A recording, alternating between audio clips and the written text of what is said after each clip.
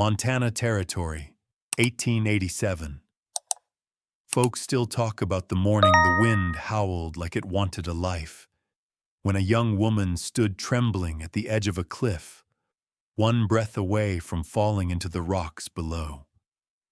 Her dress was torn.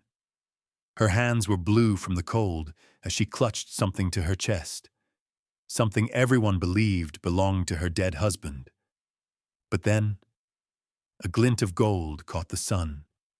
A ring. Too new, too polished to come from any grave in this country. A ring carrying a secret heavy enough to drown a whole town. And the cowboy who pulled her back from that ledge thought he'd saved a grieving widow. Truth is, he had just laid his hands on the murder evidence the most powerful man in the valley would kill to reclaim.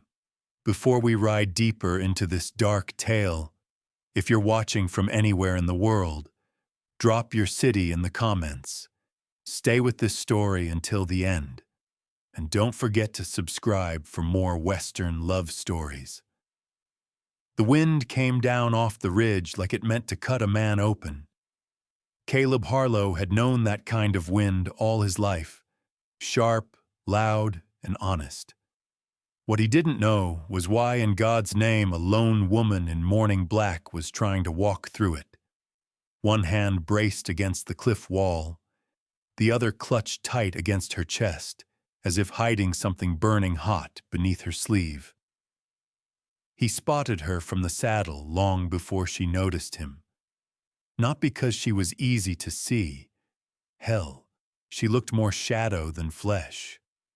But because she kept stumbling, catching herself at the last second, boots scraping loose rock toward a drop that had taken better men than him.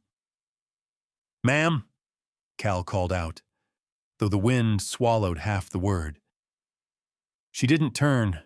Her shoulders jerked like she hadn't heard anything human in days. Then the ground slid under her heel. Cal didn't think.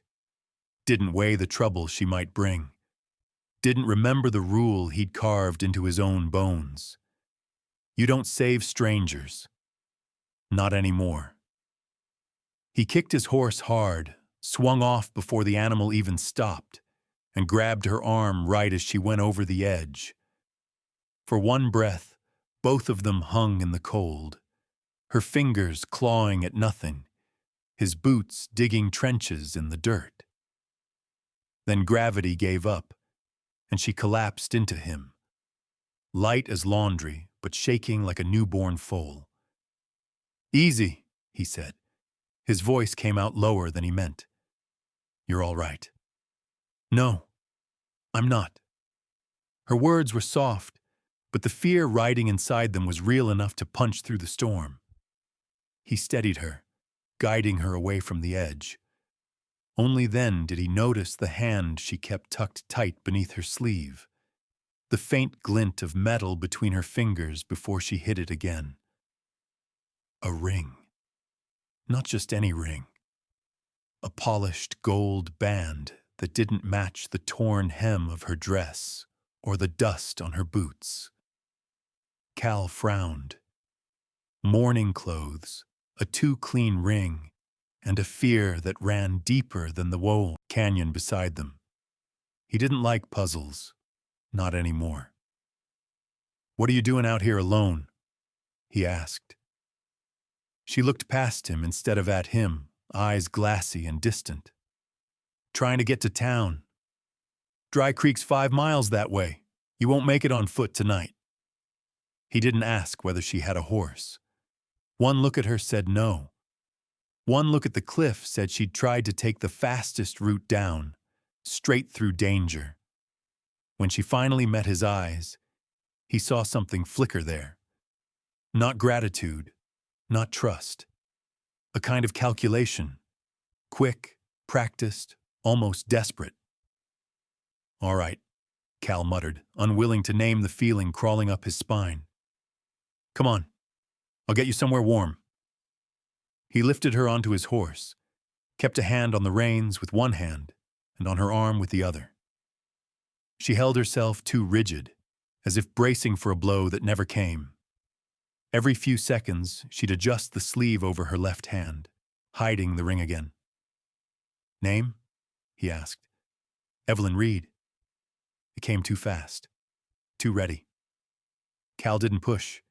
He'd learned the hard way that people lied for two reasons: survival or spite. This woman didn't look like she had spite left in her. When they reached town, lanterns glowed behind frosted windows. Dry Creek wasn't kind on a good day, and colder still to strangers. Folks paused, stared, whispered. Men on the boardwalk looked her up and down like she was something that had washed ashore. Cal ignored them and helped her down. "You'll stay at Mrs. Gable's. She's strict, but fair." The woman's breath fogged the air. "I don't have money?" "I didn't ask." He knocked on the door. "You're staying." Mrs. Ada Gable opened it with her usual pinched look. It softened only slightly when she saw the shivering woman at Cal's side. "Another stray, Mr. Harlow?" "Just cold," Cal said. "Give her a room. I'll cover it." Ada sighed but stepped aside. "Come in, dear. Heaven knows you need warmth." The woman hesitated, just for a heartbeat, then slipped through the doorway. But before she disappeared fully into the house, the wind lifted her sleeve. Cal saw the ring again, this time clearly. A gold band, unworn, untarnished, and on the inside, just for an instant before she hit it, he caught the faint carving of two letters: A.C. Something in Cal's chest tightened. He didn't know why, didn't want to. But trouble had a way of wearing fine gold and frightened eyes. And tonight, he'd just brought it into town himself. Cal didn't intend to linger at Mrs. Gable's. He'd meant to drop the woman off, say his piece, and let the night swallow whatever mystery she carried. But when he stepped back outside, the cold hit him wrong. Hollow in a way it hadn't been before he pulled her off that cliff. He walked the horse toward the livery, hands shoved deep into his coat pockets, trying to forget the glint of gold under her sleeve. It wasn't working. A.C.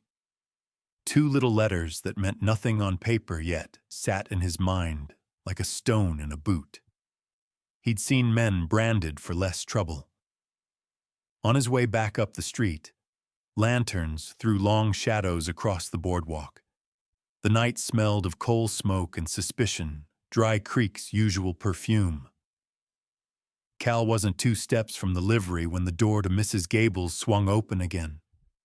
The woman, Evelyn Reed, if that was her name, stood in the light wearing one of Ada's spare shawls, her dark hair damp from washing. She held a folded towel in her right hand. Her left stayed hidden. She froze when she saw him. "You're still here," she said, voice soft as fresh snow. "Just making sure you didn't faint on the stairs." It came out rougher than he meant. He didn't like how her presence unsettled him. Too quiet and too careful, too something. She stepped aside to shake out the towel, and that was when she slipped. Only a fraction. Just enough for the towel to fall. Just enough for Cal to see her hand open, the ring on full display. A gold wedding band, untouched by wear. Inside, the initials caught the lantern light again. A.C. Cal's heartbeat stumbled. "Widow, huh?" She snatched her hand back, sleeve down before the words even finished leaving his mouth. Her eyes flashed. Not anger, not shame, but fear carved sharp and deep. It belonged to my husband," she whispered. "Your husband's initials match Asa Crowley?" Cal hadn't planned to be blunt, but something about the lie, it scraped him raw. Her breath caught. Only a second, but long enough. "No," she said, too fast. "It's a coincidence." "Uh-huh." Cal didn't raise his voice. He didn't have to. Years of riding with the law taught him that the quiet questions cut worst. She stepped back, hands trembling slightly at her sides. "I don't want trouble." "Ma'am," he said, "trouble already found you. I just pulled you off the cliff it was about to push you from." Her lips parted, but no answer came. The sound of boots creaking approached. Ada Gable poked her head out, arms crossed, eyes sharp. "She says she's a widow," Ada murmured. "Funny thing, though, the ring's too clean. A woman who wore that through grief would have left marks on it. But that one looks polished." Evelyn, if that was her name, flinched so hard Cal wished he could take the words out of the air and shove them back into Ada's mouth. Ada continued, unaware of the damage. "I've buried 2 husbands, Mr. Harlow. Rings tell stories. Hers tells none." Cal hadn't meant to hurt the woman, but the doubt had already rooted in his chest. "You gonna tell me the truth, Miss Reed?" She looked at him then, really looked, and Cal felt something crack open behind her eyes, a mix of desperation and a plea she couldn't voice. I'm tired," she said. "May I go inside?" He could have stopped her, could have pressed harder, but something in her voice made every question die on his tongue. "Go on," he said. She disappeared into the house, leaving Cal on the boardwalk with the wind tugging at his coat and the faintest echo of her fear lingering in the doorway. Ada clicked her tongue. "Women like that bring storms, Mr. Harlow." Cal stared at the closed door. He didn't want to care. Didn't want to wonder why a supposed widow wore a ring she guarded like a secret worth dying for. Didn't want to think about Asa Crowley's initials carved inside it. But the truth was simple enough. He'd pulled her back from a cliff, and it felt like he'd dragged himself to the edge right along with her. When he finally walked away, he knew one thing for certain. That woman wasn't who she claimed to be, and whatever she was running from, it wasn't done running after her. Cal should have ridden straight out to the cross-lock pasture that morning. That was the plan. A simple day's work. No strangers, no lies, no gold ring carved with trouble. But Dry Creek wasn't the kind of town that let a man mind his own business. Not when something new and pretty had limped into town the night before. When Cal stepped into Avery's general store for coffee and cartridges, the place was too quiet. Folks weren't browsing. They were staring, all of them toward the back corner where Evelyn Reed stood stiff as a fence post, both hands folded tight in front of her like she was afraid to breathe. Mrs. June Avery spoke to her in that clipped, suspicious tone she reserved for anyone who didn't have roots 6 feet deep in Dry Creek. "You sure you can keep up with inventory, dear? This ain't charity." "I can," Evelyn murmured. "I just need work." Cal almost stepped toward her, almost, but the door slammed open behind him, and the whole room shifted like a herd spooked by thunder. Rafe Nolan swaggered in, a man built of luck, lies, and whiskey fumes, cards stuffed in one coat pocket, bad intentions in the other. The kind of man you crossed the street to avoid unless you were looking to lose a purse or your pride. "Well, I'll be damned," Rafe drawled, eyes locked on Evelyn before he even took a breath. "Didn't expect to see you in daylight, sweetheart." Evelyn went pale, not shocked, not offended, but cornered, like prey that had been found again. Cal's jaw tightened. Rafe clicked his tongue and sauntered closer, enjoying the show. "Folks," he said loud enough for the shelves to rattle, "this here ain't no Evelyn Reed. Not unless the dead rise and start wearing mourning dresses for fun. Whispers shot around the room. Evelyn shook her head. Please don't. Oh, I'll do worse than that, Rafe grinned. Tell him your real name. Or should I? Vivian Lark. Ring a bell? Cal felt something cold spread down his spine. Vivian, not Evelyn. Rafe wasn't finished. Men like him never stopped once they tasted blood. She used to run cons down in Copperhead Crossing. Sweet-talk a man out of his coin, then vanish before dawn. Shame she didn't vanish fast enough this time. That's not true, Evelyn whispered, but her voice cracked like dry wood. Rafe shrugged. Honey, truth don't matter none. Stories sell better. Mrs. Avery's lips thinned. A few men snickered. One woman covered her child's ears. Cal wasn't sure when he moved, only that he was suddenly between Evelyn and Rafe, his shadow cutting the room in half. That's enough, Cal said. Rafe grinned wider. Look at that. Big hero from the ridge. Didn't she tell you who she really is? Guess even a cowboy falls for a good liar. Evelyn flinched like the words were bullets. Cal felt that same sting hit the center of his chest. Not because he believed Rafe, but because some part of him had doubted her since seeing that damned ring. Rafe stepped closer. Tell him, sweetheart. Tell him why you changed your name, or why Crowley's letters are carved inside that band you keep hiding. Every head snapped toward Cal. Evelyn covered her left hand instinctively, a second too slow. Rafe barked a laugh. Yeah, I figured it out. Asa Crowley's gold don't end up on a widow's finger unless she's either married him or stole from him. And sweetheart.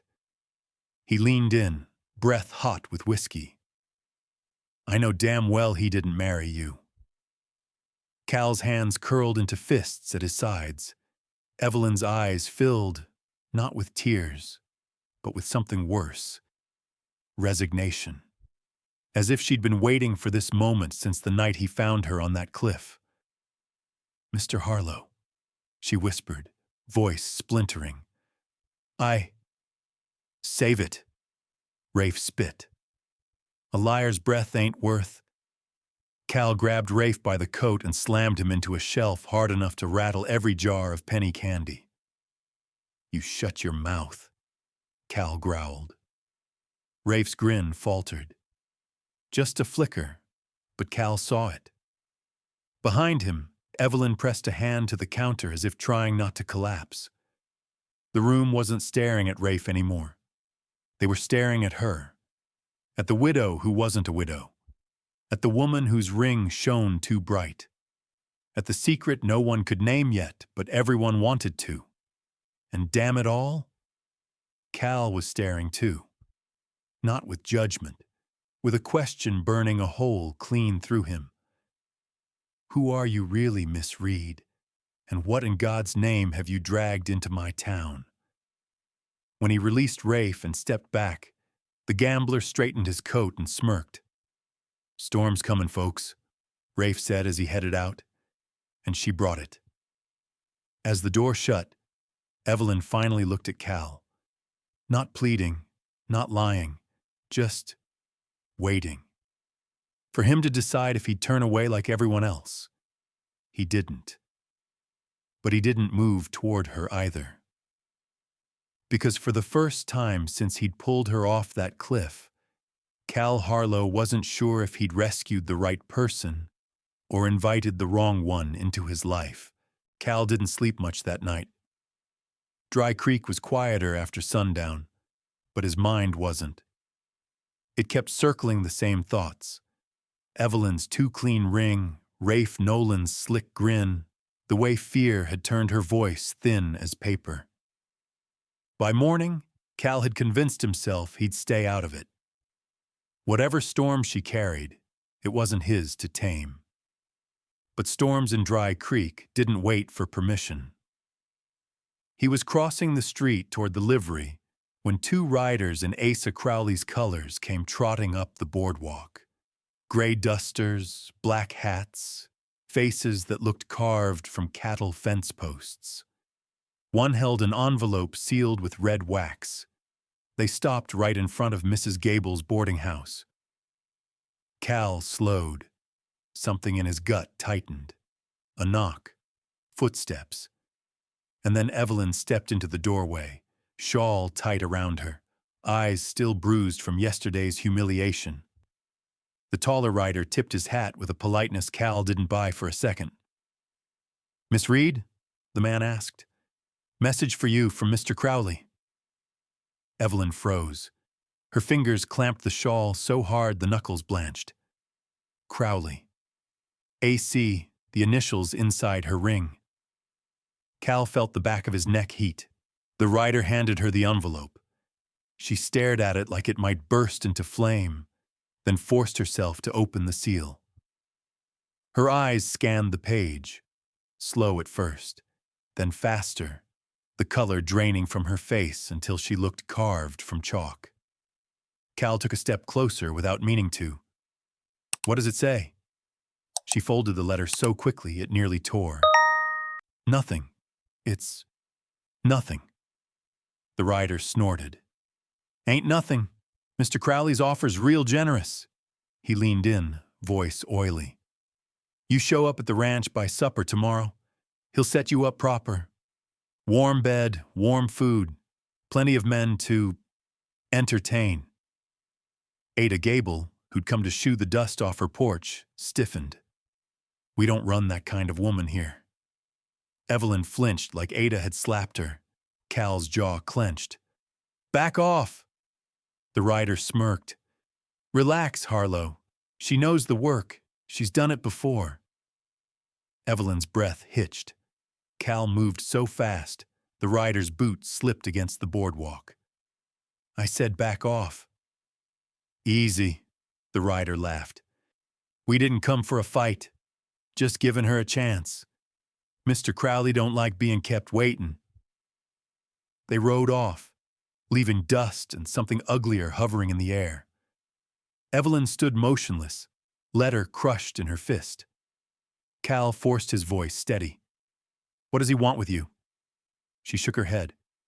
I can't, please don't ask me." Can't or won't. Tears threatened at the corners of her eyes, but she blinked them back hard. "If I tell you everything, you'll wish you'd left me on that cliff."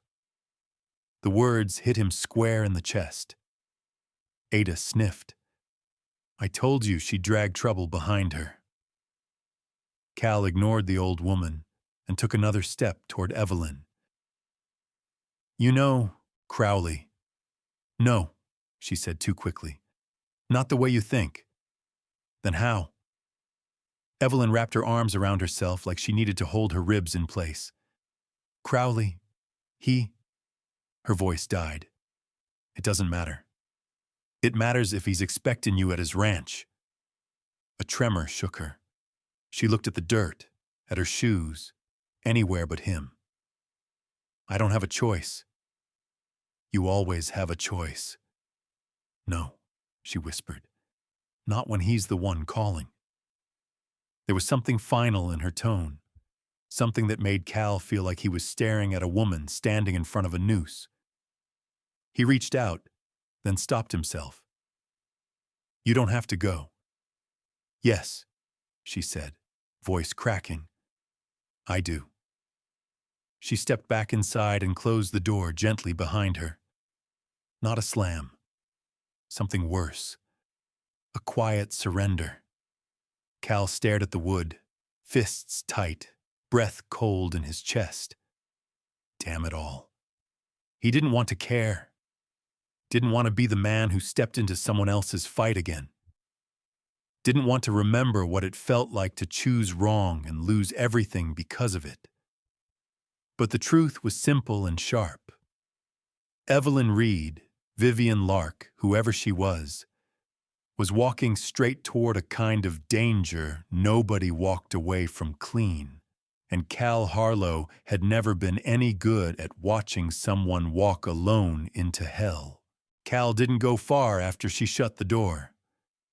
He stood there on the boardwalk for what felt like a long minute, long enough for the cold to settle into his coat, long enough for the truth he didn't want to face to start whispering at him. She was lying, not out of spite, out of fear, but lies had weight, and he'd spent too many years being crushed by other people's. By noon, Cal had convinced himself he needed clarity. Not sympathy, not excuses, just the truth. Dry Creek wasn't a place to leave questions hanging. They had a way of rotting. He found her at the well behind Mrs. Gable's, drawing water with stiff, mechanical movements, like someone trying to pretend her life wasn't unraveling inch by inch. "Evelyn," Cal called. She froze mid-pull. Slowly she turned, hands wet, sleeves slipping dangerously close to revealing that ring she guarded like a heartbeat. Cal stepped closer. "We need to talk." Her jaw tightened. "About what?" "You know damn well what." He didn't raise his voice. He didn't have to.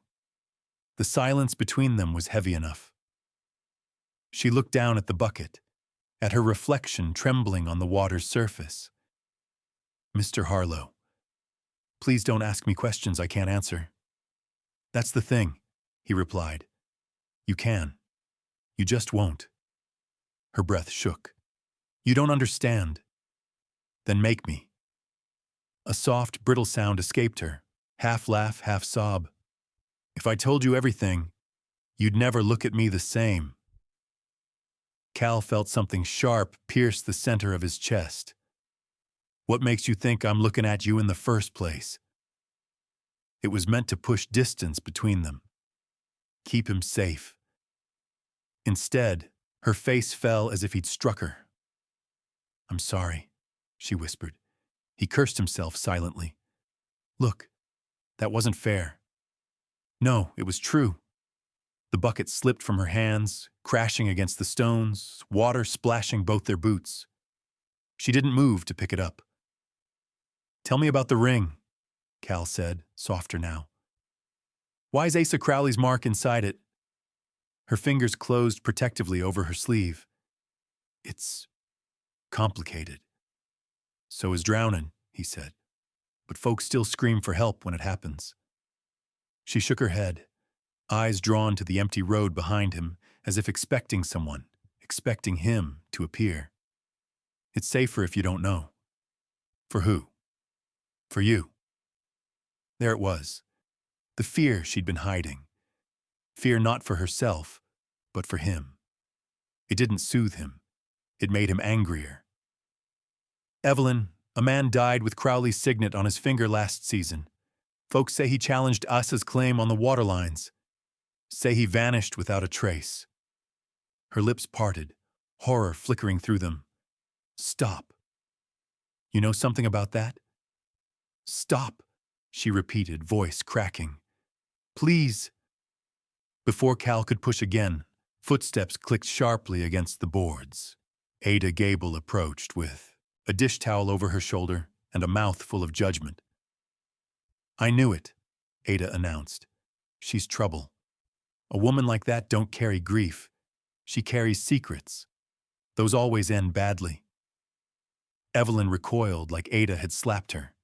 Cal turned, heat rising in him. "Ada."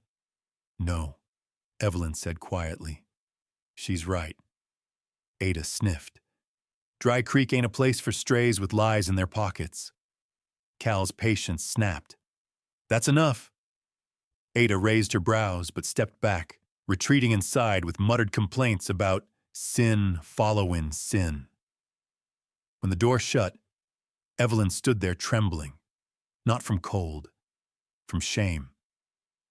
"I didn't ask you to defend me," she said. "I didn't ask you to lie." She took a single step away from him, then another, as if distance could shield her from the truth hanging between them. "Crowley doesn't forget," she whispered. "And he doesn't forgive." Cal stared at her. at the way her hands shook, at the way her breath came uneven, at the way her eyes begged him not to keep digging. He thought of the man he used to be, the deputy who charged into danger without thinking, who trusted too easily, who paid for that trust in blood and graves. He couldn't be that man again. "Tell me," he said, voice low. "Are you running from him?" Evelyn's chin trembled. She opened her mouth, then closed it. Again. Then the final blow. "I'm going to the ranch," she whispered. "If I don't go, he'll send someone to drag me." Something in Cal went still, cold, hard. "You're walking into hell." "Yes," she said, wiping her eyes. "But it's the only hell I know how to survive." And before he could stop her, before he could find the words rattling inside him, she turned and walked away, leaving Cal alone beside the spilled water, the sun catching the faint gold glimmer beneath her sleeve. That was when he realized it. He wasn't doubting her anymore. He was afraid for her. And fear, real fear, was a feeling Cal Harlow hadn't allowed himself in years. Crossley Ranch sat out on the far end of Dry Creek. Too big, too rich, too quiet for a place owned by a man like Asa Crowley. Cal had been there 100 times before, hauling cattle or settling debts. It had never felt dangerous. Today, it did. He rode in just before sundown, dust curling behind his horse's hooves, the sky bleeding orange over the long fence lines. The ranch hands were unusually alert, eyes sharp, hands near holsters, as if they expected trouble to come riding straight up the main road. Cal wasn't trouble. Not yet. But he felt it tightening around him like a noose all the same. He followed the sound of voices toward the lantern-lit porch of the big house. Music floated out. Fiddle, laughter, the clink of glasses. It sounded like a saloon dressed up in Sunday clothes. And there she was. Vivian, stood near the doorway in a plain dress that didn't belong to her. Someone had pinned her hair.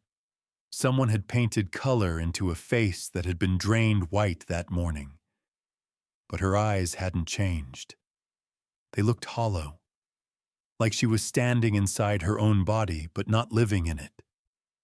A ranch hand leaned too close to her, smiling wide, showing teeth. She smiled back. Small, tight, the kind of smile a caged animal makes when pretending the bars aren't there. Cal felt something hot and ugly twist in his gut. He stepped off the horse and strode toward the porch before he could talk himself out of it. One of Crowley's men intercepted him. "Delivery's behind the barn, Harlow." "I'm not here for cattle." The man's jaw ticked. "Crowley's busy." "Good," Cal said. "So am I." He pushed past and climbed the steps. Vivian saw him before he spoke.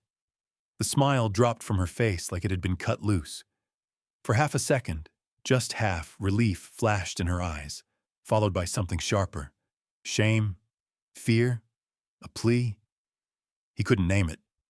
He didn't want to. "Cal," she breathed, almost inaudible. "What are you doing here?" he demanded. Before she could answer, a smooth voice slid across the porch like a blade wrapped in velvet. "Asking questions on my property, Mr. Harlow?" Cal turned. Asa Crowley stood in the doorway. Tall, pressed coat, silver-tipped boots, a smile sharp enough to draw blood. Everything about him gleamed, including the greed in his eyes. "Didn't see your name on the gate," Cal said. Crowley chuckled. "It's written everywhere that matters." He placed a hand on Vivian's back. She stiffened, but didn't move away. Cal wanted to rip Crowley's hand off her. "She accepted my offer," Crowley said lightly. "A woman's got to earn her keep somehow." Cal felt the words hit him like a fist. He looked at Vivian, searching for a lie, searching for her, but all he saw was a woman cornered. "You needed money that bad?" Cal asked, his voice low, rough. Vivian stared at the floor. "Please, don't do this." Crowley laughed. "You think she needs your protection? She's here because she knows what happens to folks who owe me. And she owes plenty." Vivian flinched. Cal's fists curled. "You lay a hand on her." "She's not yours," Crowley cut in. "And she came willingly. Didn't you, dear?" Vivian's throat bobbed. "It's work," she whispered. "Work is better than starving." Cal knew a lie when he heard one. He also knew a woman who had run out of choices. One of the ranch hands, a big man with a scar across his cheek, leaned close to Vivian, brushing her arm like he had a right to touch her. Cal grabbed his wrist before the man's fingers landed. "Don't," Cal warned. The porch fell silent. Crowley's smile sharpened. "Careful, Harlow. You're on thin ice." Cal didn't let go. "So is he." Vivian stepped between them, voice trembling. "Cal, please don't make this worse." He let the man go, but the anger stayed coiled inside him, hot and sickening. Crowley rested a possessive hand on Vivian's shoulder. "You see, she knows her place." It took everything in Cal not to reach for his gun. Vivian didn't look at Crowley. She didn't look at Cal. She looked somewhere far away, like a woman trying to survive a storm by pretending she wasn't standing in the middle of it. "This isn't you," Cal whispered. Her breath hitched, just once. Then she forced that hollow smile again. "Maybe it is." Cal stepped back, stunned by how much those 3 words hurt him. Not because he believed them, but because he could see the truth behind them. She wasn't choosing this life. She was enduring it. And as he walked down the steps, rage beating slow and hard in his chest, Cal knew one thing for certain. If he left her here tonight, it would break her. And maybe in some quiet part of himself he didn't want to examine, it would break him too. Cal didn't leave the ranch right away. He told himself he was just checking the herd, just making sure the delivery was counted. But the truth was simpler and far more dangerous. He couldn't make his boots carry him far from her. Not while she was still inside that house with Asa Crowley. Night dropped fast over Dry Creek, and with it came the kind of quiet that warned a man to be careful. Lanterns glowed in the windows of Crowley's big house. Too warm, too bright, like a trap dressed as comfort. Cal walked the side path slow, ears open. Laughter slurred through the walls, cards slapping a table, a woman's forced giggle that didn't belong to joy. He hated every sound of it. Then he heard something else.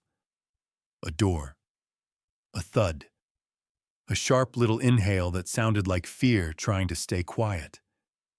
Cal moved before thinking.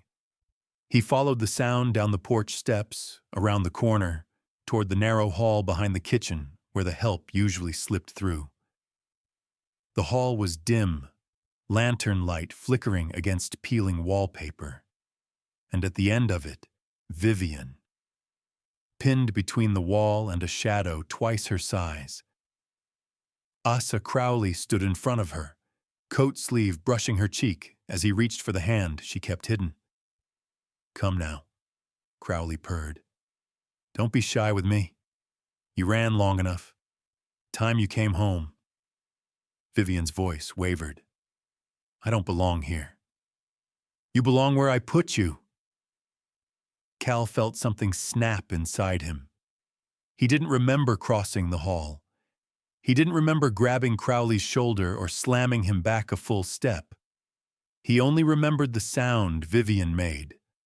The soft, stunned breath of someone who'd just been pulled away from a nightmare she'd accepted as fate. Crowley straightened his coat slowly, eyes glinting like polished gunmetal. "Mr. Harlow," he said, "you're trespassing in a conversation that isn't yours." Cal planted himself between them. "I see a man cornering a woman who wants out.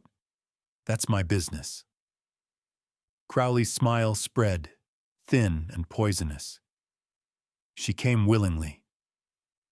Vivian shook her head so slightly most men wouldn't have noticed. Cal did. It cut him sharper than any knife. "Let her go," Cal said. Crowley looked from Cal to Vivian, then to the sleeve where the ring hid. His expression shifted, amusement melting into hunger. "You don't even know what she is," Crowley murmured, "or what she took." Vivian's breath choked. Cal's eyes narrowed. "I know enough." "No," Crowley hissed. "You know nothing." He reached again, not for her arm this time, but for her ring. Vivian jerked back, panic flaring across her face. That was all it took. Cal shoved Crowley once more, harder this time, until the man hit the wall with a grunt. The lantern shook above them. "Touch her again," Cal growled, "and I'll forget you own half this valley." Crowley brushed dust off his coat. Slow, deliberate. "Marshal Rusk will hear about this." "Good." Cal leaned in. "He can hear how you corner women in dark halls." Before Crowley could answer, heavy footsteps approached. Marshal Gideon Rusk filled the doorway. Broad shoulders, weary eyes, badge that meant less every year. Crowley fattened his pockets. "What's going on here?" Rusk asked. Crowley didn't miss a beat. "Mr. Harlow assaulted me." "He cornered her," Cal snapped. "Ask her." Rusk looked to Vivian. She stared at the floor, shaking, lips parted, but no sound came out. Crowley smiled, victorious. "You see? She can't even repeat the lie for him." Rusk sighed. "Harlow, step back." Cal didn't move. Vivian suddenly grabbed Cal's sleeve. "Please, don't." Her voice cracked. Not because she didn't want protection, but because she knew Crowley would make him pay for it. The subtle shake of her head told Cal everything. If Rusk arrested him, she'd be alone with Crowley again. Slowly, painfully, Cal stepped back. Crowley straightened, victorious. "She and I have business. Stay out of it." Vivian's fingers slipped from Cal's coat. It felt like losing someone he'd never had the right to claim. Rusk motioned toward the exit. "Harlow, go home." Cal's jaw flexed. "This ain't over." Crowley smirked. "Oh, but it is." Cal looked at Vivian one last time. Her eyes, wide, glassy, pleading, held the weight of a woman who'd run out of ways to survive without hurting the only person who had tried to help her. As he walked out into the cold night, Cal finally understood. Vivian wasn't just trapped. She was being hunted. And the worst part? She thought bringing him into the darkness would destroy him too. Cal didn't sleep. Not after what he saw. He spent half the night pacing the length of the barn, the other half saddling and unsaddling his horse like a man trying to bury fury under muscle memory. But dawn came cruel and early, and with it came a truth he could no longer dodge. If he walked away now, she was done for. If he stayed, he might not survive. He'd been in tighter spots, but none twisted his gut like this one. By mid-morning, he found himself riding toward the old windmill behind Dry Creek, a place most folks avoided. Quiet. Alone. A place for whispered deals and confessions nobody wanted overheard. She was already there. Vivian sat at the base of the wooden frame, arms wrapped around her knees, hair loose from the pins Crowley's people had shoved into it. She looked smaller than he remembered, smaller than any woman should look the day after choosing hell. When she heard Cal's boots hit the dirt, she didn't flinch, didn't speak, just stared at the ground like she'd been waiting for judgment. Cal stopped a few feet away, hands on his hips, breath cold in his chest. "Why'd you come here?" he asked. She didn't answer at first. Her fingers tightened around her sleeves, around that hand she never let anyone see. "I didn't think you'd follow me," she whispered. "I shouldn't have," Cal said. "But here I am."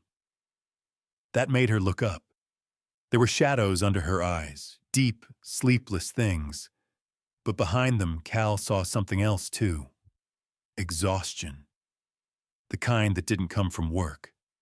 The kind that came from carrying secrets too heavy for one person. "Vivian," he said quietly, "you need to tell me the truth." Her lips trembled. "If I do, you'll walk away." "Maybe," he admitted. "But I'm already halfway gone if you keep lying." That hit her. He saw it in the way her shoulders curled inward. For a long moment she stared at her left hand. Then, with a breath that sounded like surrender, she slid the sleeve back. The ring gleamed in the morning sun. Gold. Untarnished. Carved with 2 letters. AC. But this time, she didn't hide it. "This isn't my wedding ring," she said, voice raw. "It's a man's signet, a symbol of authority, and it belonged to someone Asa Crowley wanted erased." Cal felt every muscle in his body go tight. "Explain." She swallowed hard. "I worked for a man named Howard Branning, a surveyor. He kept record books on the water rights, proof Asa rigged the lines, stole land, made men pay for water that legally belonged to them." Cal's breath stilled. "One night," she continued, "Crowley confronted him. Words became threats. Threats became—" Her voice cracked. "He killed him, Cal. Killed him and tried to bury the truth along with him." Cal stepped closer. "And the ring?" Vivian's hand shook as she touched the band. "Mr. Branning shoved it into my palm before he died. Told me to run. Told me this ring could match the imprint on his logbooks. Prove Crowley forged signatures. Prove everything." Cal cursed under his breath. Vivian hugged her knees tighter. "I didn't know where to go, so I hid. Changed my name. Tried to look harmless. But Crowley, he knows I have this. Knows I saw. And that's why he wants you back," Cal said. "No," she whispered. "That's why he wants me dead." Silence dropped heavy between them. Cal stared at her. The woman he doubted, judged, pushed away. And now here she sat, shaking, carrying a truth big enough to drown a town. He let out a slow breath. "Why didn't you tell me sooner?" "Because men don't help women like me," she whispered. "They use us. Or they decide we're too much trouble." Cal felt the words burn. "I ain't those men," he said. "You might be," she replied, eyes shining with tears she refused to shed. "You just don't know it yet." Cal crouched in front of her, close enough to touch, though he didn't. "Look at me." She did. "If Crowley killed a man," Cal said, "and you hold the proof, then this ain't just your fight anymore." "There is no winning," she said. "Only surviving." "Well," he said, voice low, steady, "I've survived worse odds." She gave a soft, broken laugh. "You don't even know the cost." "I know enough to see you're worth standing for." Her breath caught. Cal saw her fingers loosen around the ring, just slightly, but enough to expose the truth she'd been guarding like a wound. Maybe enough for her to believe he wasn't going anywhere. Not yet. Not now. Maybe not ever. For the first time, her shoulders eased. Not much. But enough for him to see the woman beneath the fear. Then she whispered the words that sealed everything. "Cal, if I give you this ring." They'll come for you too. He stood. Good, he said. Let him try. Cal expected Crowley's retaliation. He didn't expect it to come before noon. He and Vivian had barely stepped back into town, dust still clinging to their coats, when Marshal Gideon Rusk approached.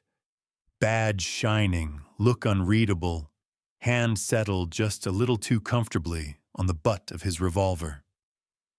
Cal, Miss Reed, Rusk corrected himself with a thin smile. Or should I say, Miss Lark? Vivian stiffened. Rusk nodded once. I'm placing you under arrest, ma'am. Cal stepped in front of her. For what? Fraud, false identity, possession of property belonging to a deceased man, theft. Rusk read the list like he was reciting inventory. And hindering ongoing legal investigations. Cal barked a bitter laugh. Whose investigation? Crowley's? Rusk didn't flinch. Law's the law, Harlow. No, Cal growled. Crowley's the law around here, and you're letting him buy your badge by the pound. Rusk's eyes hardened. Step aside. Vivian touched Cal's arm, shaking, barely standing. Please, don't fight him. Cal turned slightly toward her. I'm not letting them haul you off. It's better than what Asa will do if you interfere, she whispered. Rusk watched them both with the tired patience of a man who'd sold too many pieces of his soul to pretend otherwise. Harlow, move. Vivian exhaled tremulously. I'll go. Like hell you will, Cal snapped. Rusk raised a brow. You want to add obstructed justice to the list? Cal stared at him. At the thinning hair, the worn boots, the badge polished brighter than his conscience. He realized something then. Rusk didn't want this. He wasn't the villain, but he wasn't brave enough to be anything else. Vivian stepped forward, surrendering her wrists. Rusk pulled out iron cuffs. The click of metal locking around her bones felt louder than thunder. Vivian didn't cry, didn't beg. She just lowered her head like a woman who'd finally run out of places to run. Cal's fists curled until his nails dug blood crescents into his palms. This is wrong, he said. Maybe, Rusk answered quietly. But it's still happening. They walked her down the street, the whole town watching, whispering, shaking heads. Dry Creek always loved a spectacle. Cal walked behind them, jaw tight, breathing smoke. Rafe Nolan leaned against a hitching post as they passed, grinning like a devil enjoying his own handiwork. Told you she was trouble, Harlow. Cal didn't even look at him. If he did, he might have killed the man. At the jailhouse, Rusk pushed the iron door open and guided Vivian inside.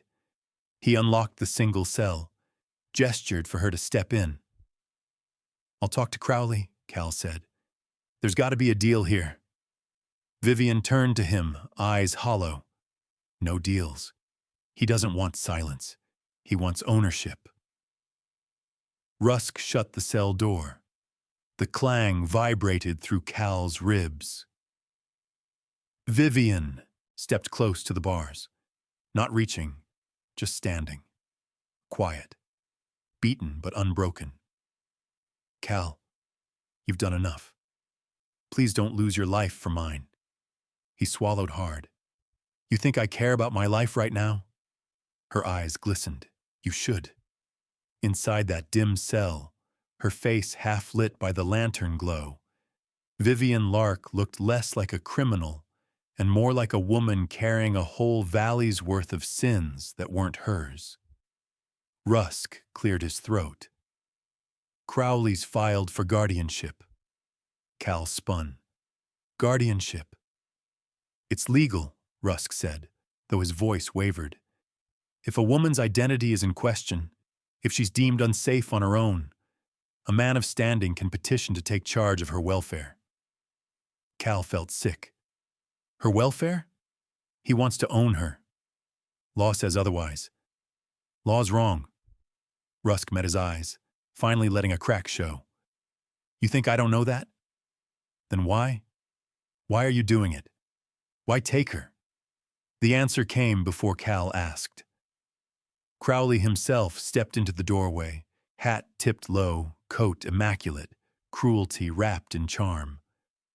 Marshal, Asa said smoothly, I trust the paperwork's in order? Vivian backed away from the bars. Cal stepped forward like he meant to break them with his bare hands.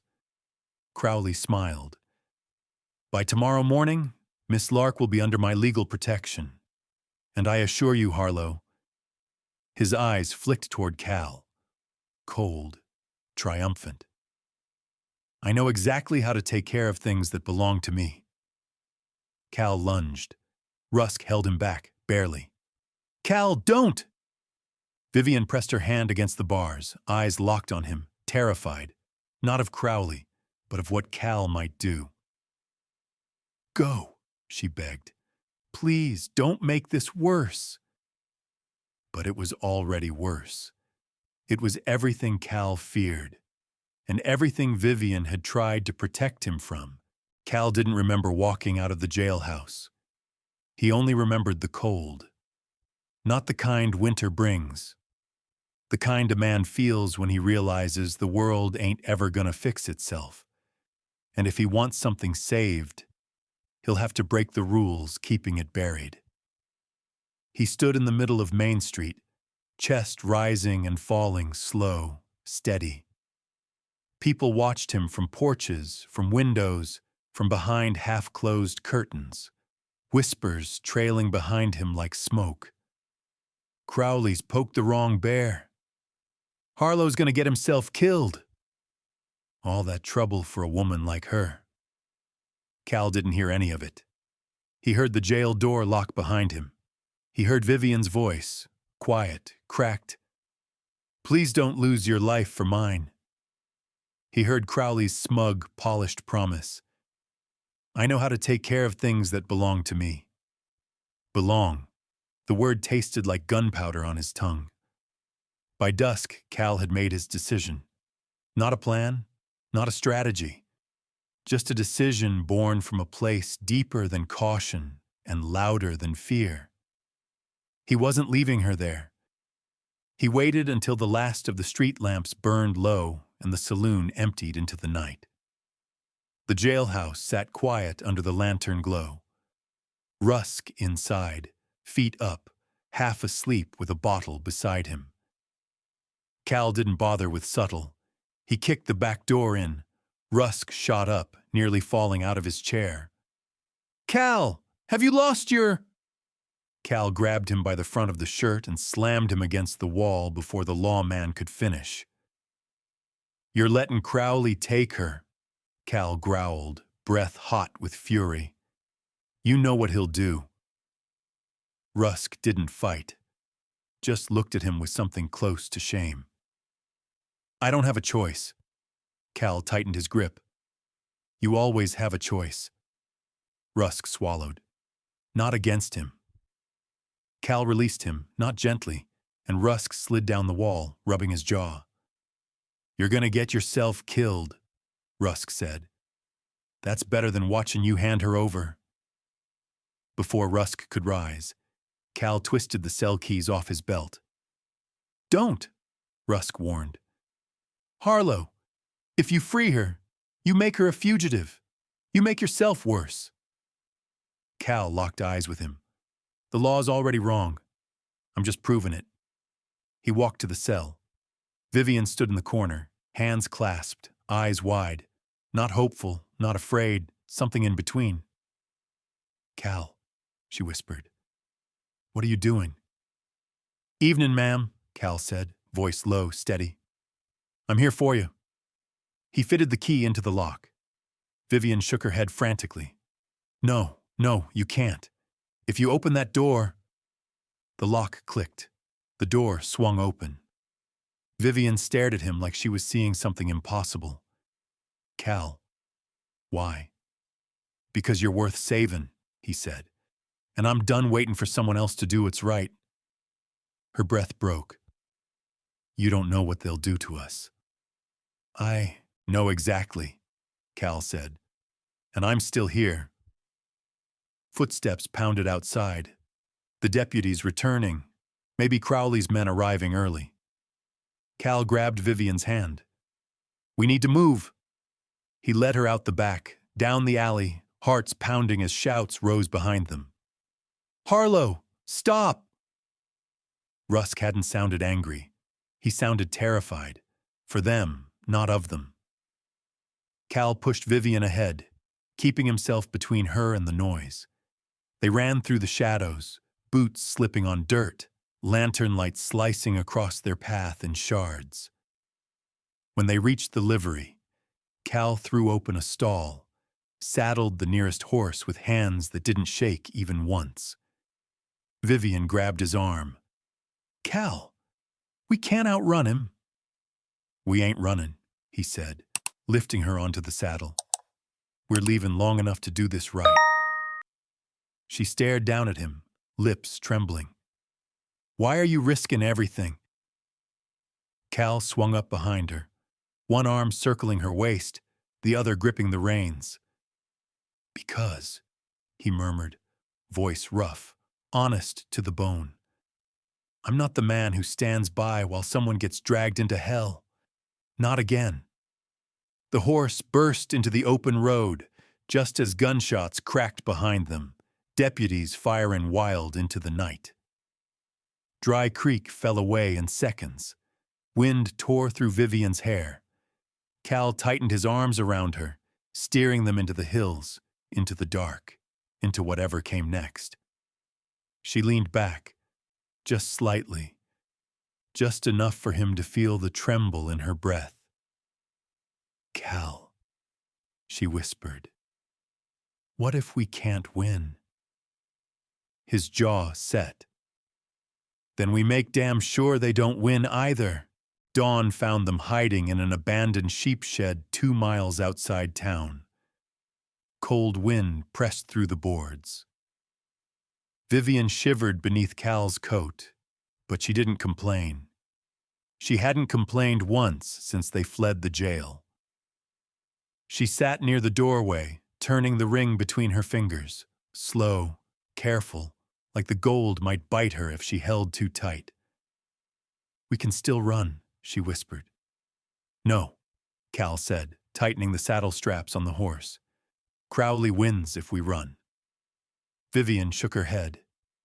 He wins if we return. Cal looked at her then, really looked.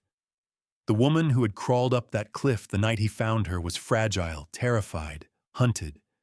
The woman before him now was something else entirely. Worn, hardened, but still standing. We're going back, Cal said, but not alone. He hauled her onto the horse, then mounted behind her. It ends today.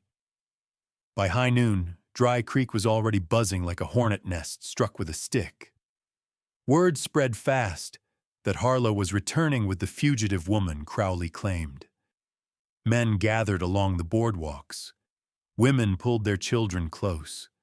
Storekeepers locked their doors, unsure which way the wind was blowing.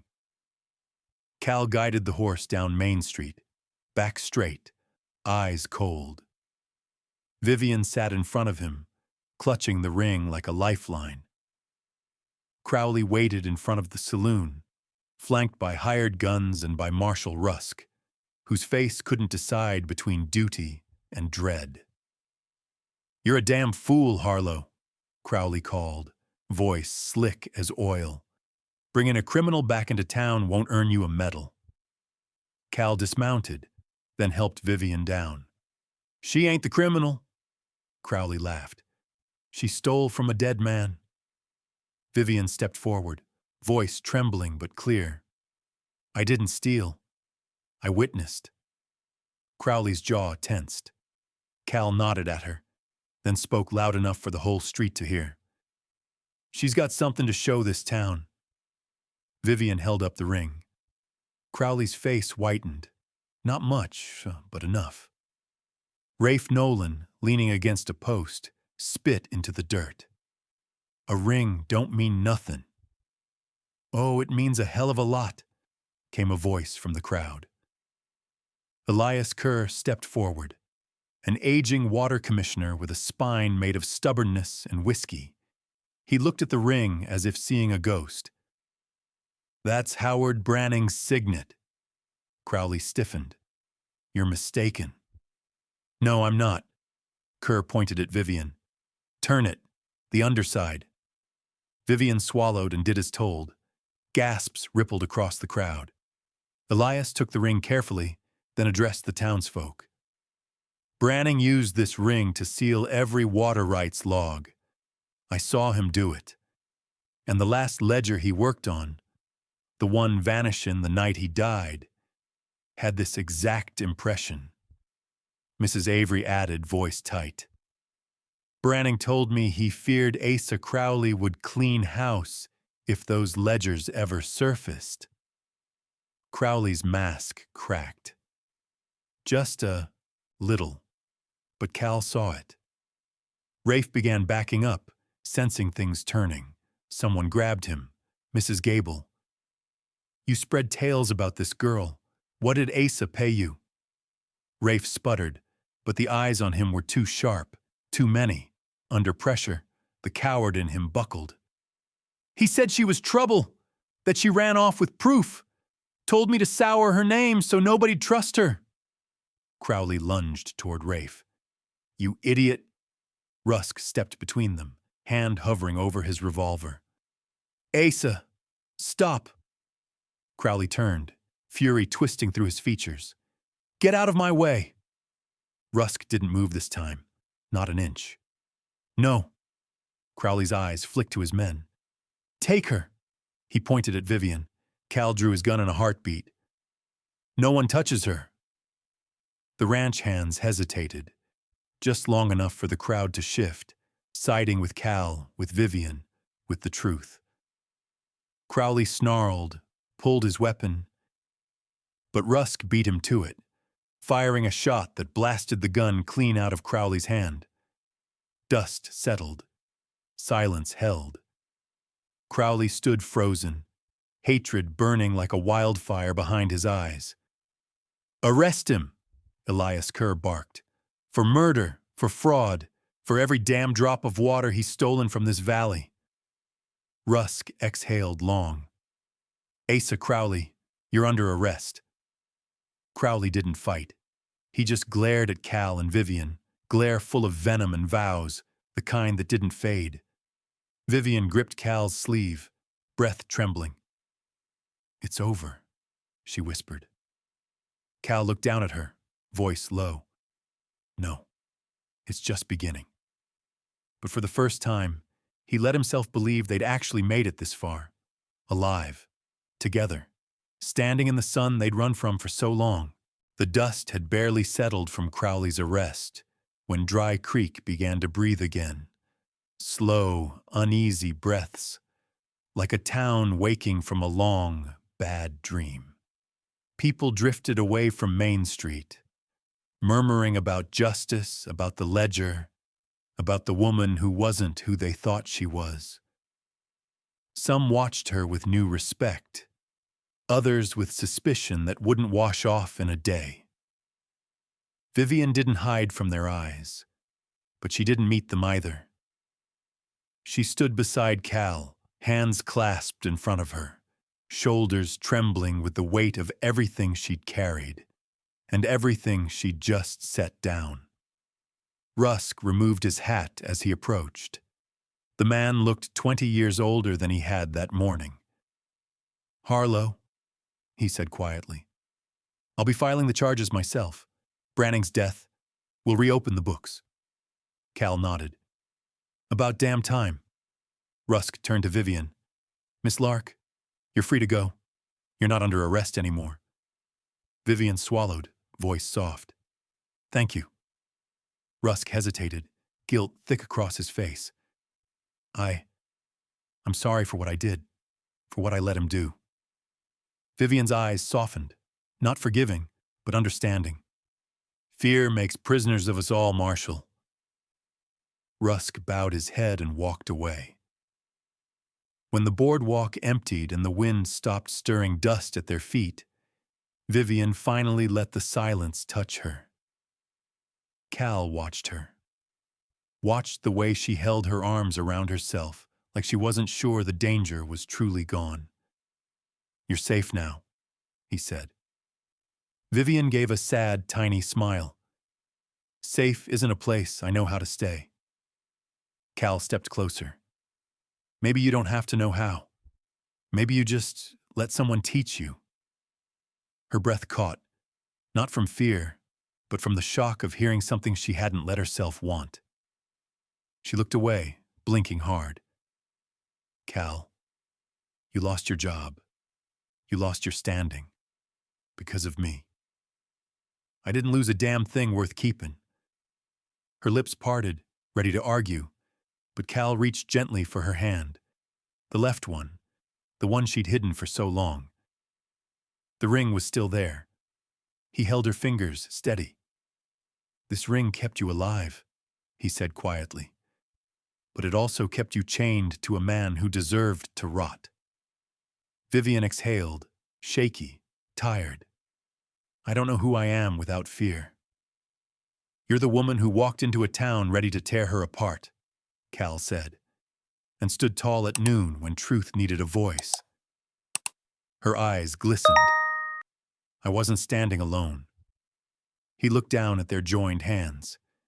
"You don't have to anymore."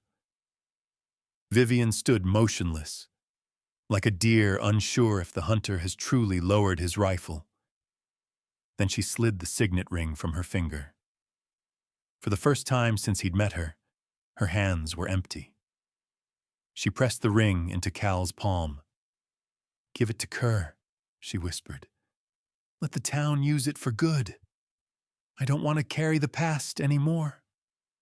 Cal closed his fist around it. "And then don't." He reached into his coat and pulled out a small leather pouch. Worn, old, but clearly important. He loosened the drawstring and took out a simple silver band. No carvings, no initials, no history, but the one waiting to be written. Vivian stared at it, breath stalling in her chest. "Cal," she choked. "It ain't a promise you owe me," Cal said softly. "It's a choice, one you get to make, because you're free." She looked at the ring as if it were too bright to touch, too gentle, too undeserved.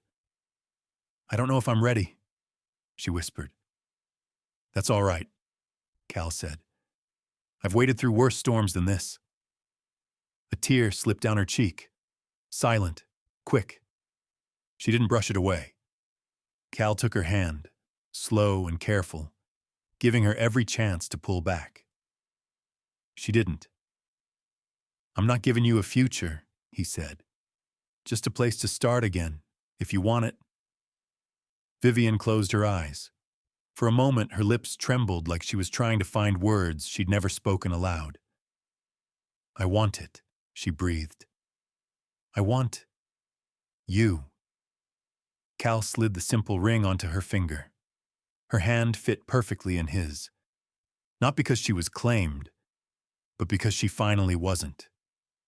Vivian leaned into him, forehead against his chest, breath warm, heartbeat light like a bird testing its wings. Cal wrapped his arms around her, not in possession, but in welcome. Above them, the wind shifted, not harsh this time, not cold. Just enough to carry away the last of the fear she'd lived in for far too long.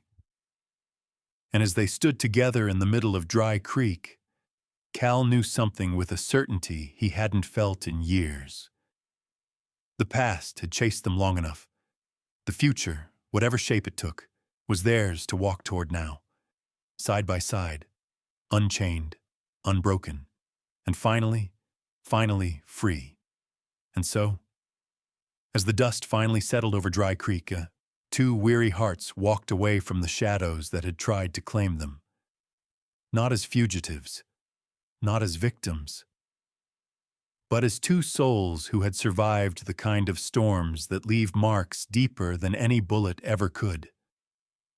Some folks say healing comes quick, but the old-timers know better.